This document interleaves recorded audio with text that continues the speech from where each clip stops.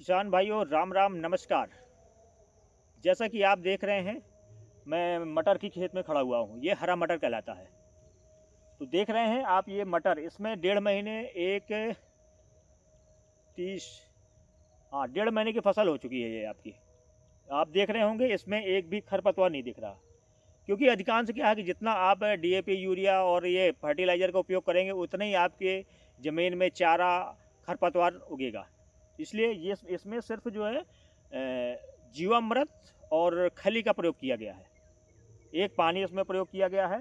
बेहतरीन बढ़वार दिख रही है इसकी, और 1.5 महीने की फसल है। तो आप, मैं सभी किसान भाइयों से निवेदन करना चाहूँगा कि आप थोड़ा थोड़ा करके आप यूरिया डीएपी ये कम करिए, और देसी गोबर की खाद, गौ आधारित खेती पर आइए। जीवामृत बनाना, आप इसका रिजल्ट पहले देखिए। मत डालिए अपने खेतों में। शुरुआत में स्टार्टिंग में आप सिर्फ जो है जीवामृत का प्रयोग करके थोड़े से 1 बीघा या आधे बीघे से प्रयोग करिए। इससे क्या है कि आपको उसकी क्वालिटी समझ में आ जाएगी। और जो आप अनाज खाते हैं, जैसे गेहूँ हो गया, चना हो गया, कुछ भी चीज़ हो गई, तो उसमें आप प्रयास करिए कि जो आप खाते हो तो वो जहर मत खाइए। थोड़े से एरिया में अपने खाने के लिए जो है ये गोबर की खाद, जीवामृत, इसका प्रयोग करिए। फिर इसके बाद आप खुद रिजल्ट देखेंगे। रिजल्ट देखेंगे कि हाँ, वास्तव में इसमें ताकत है।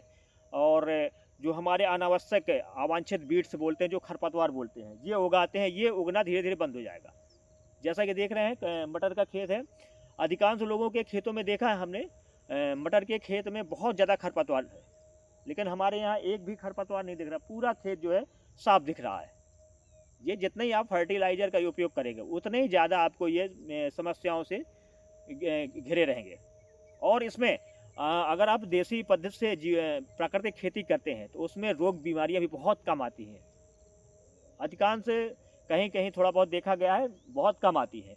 और जितना फर्टिलाइज़र आप उपयोग करें, उतने ही ज़्यादा आपको रोग बीमारी कीड़े लगते हैं फसल में।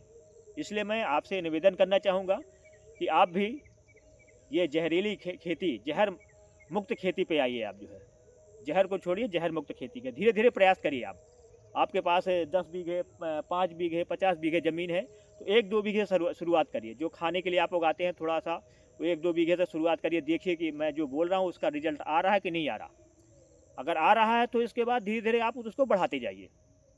वास्तव में आप बेहतरीन रिजल्ट देखेंगे।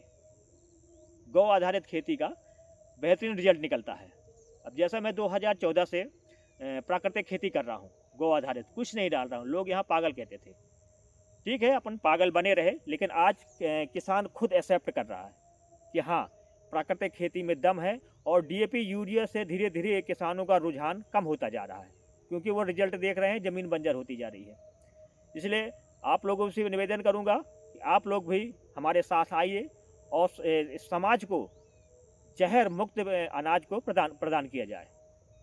जो इससे क्या है कि विभिन्न प्रकार की हम लोगों को बीमारी हो रही हैं। तो हम लोग कमा तो रहे हैं, लेकिन वो पूरा इन्वेस्ट जो है अस्पतालों में, मेडिकलों में, ये सब हो जाता है। तो जो हमारा बचत जमा पूंजी है, वो पूरा जो है ऐसे ही चला जाता है। इसलिए इसको देखते हुए आप लोग भी आइए, और अपना समाज को, अपने को स्वस्थ रहने के लिए प्राकृतिक खेती कीजिए।